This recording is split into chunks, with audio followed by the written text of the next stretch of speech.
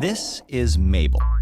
Mabel is an aphid, a small insect in the same order as cicadas, stink bugs, and bed bugs. All these bugs pierce their prey and suck out vital fluid.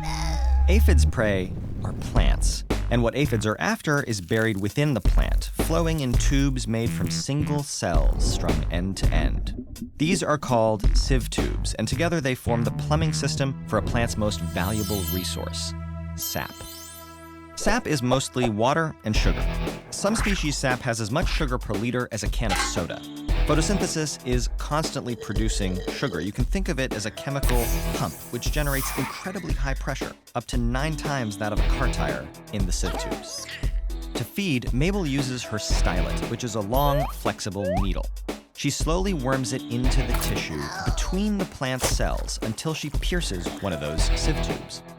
Because the sap is under so much pressure, Mabel doesn't even have to suck it out of the plant. She just opens a valve in her head and lets the pressure push the sap through her digestive system. We'll come back to what comes out of her butt, but for now, you should know that plants don't want to be punctured and sipped, so they try to defend themselves. One defense is the sap itself. To see how that works, let's hypothetically hook up some other insect's digestive tract to a steady stream of sap. When that sap touches the insect cells, its high sugar content encourages the water in the cells to come out by osmosis, exactly like salt encourages water to come out of a slug. The more sap that passes through the insect, the more water it loses. Eventually, it shrivels up and dies. Mabel's gut, however, is packed with an enzyme called sucrase, which takes 2 molecules of sucrose and converts them into 1 molecule of fructose and 1 of this 3-unit sugar. Mabel burns the fructose for energy, leaving the 3-unit sugar behind. Now, how does that help her? The more molecules of sugar that are dissolved in the sap, the more water it can suck out of Mabel's cells. By reducing the number of molecules of sugar in the sap, Mabel reduces its ability to suck water out of her cells. Plant sap neutralized. Now that means Mabel can feed for days, getting all the energy she needs to reproduce. Some aphid species have an incredible life cycle. For example, the green peach aphid. During the fall, males and females mate, and the females lay eggs. But in the spring, when the eggs hatch, all the nymphs that emerge are female. And when those females reach maturity, they don't lay eggs. Instead, they give birth to live young that are clones of themselves and already pregnant with their own clones.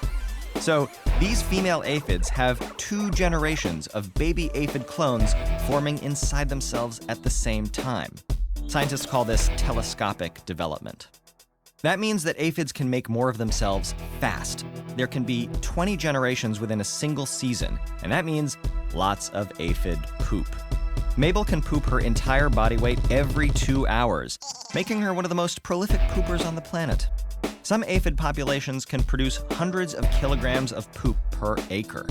Now, aphid poop is not like your poop. Chemically, it's not all that different from sap. It's a clear and colorless, sweet syrupy liquid. You might already know it by a different name, honeydew. Other species love honeydew. Some species of ants love it so much, they sort of herd and defend entire aphid colonies. In return, the ants get a steady supply of sweet honeydew, which they can drink directly from the aphids' butts. Bottoms up. Humans love honeydew too. Several Native American tribes used to harvest it from tall reeds and make it into cake. And some species of bee make honey from honeydew, which humans then harvest and eat. So plants make the sap, which is eaten and pooped out by aphids, regurgitated by bees, harvested by humans, and dolloped into a cup of Earl Grey tea. If you enjoyed learning about aphid butt candy, we recommend the book Ingredients, which explores the strange chemistry of what we put in us and on us, written by the very same guy who wrote this lesson, and is speaking to you right now. From Cheetos to sunscreen, you gotta wonder, is that stuff bad for you? And how do we know? Find out more here.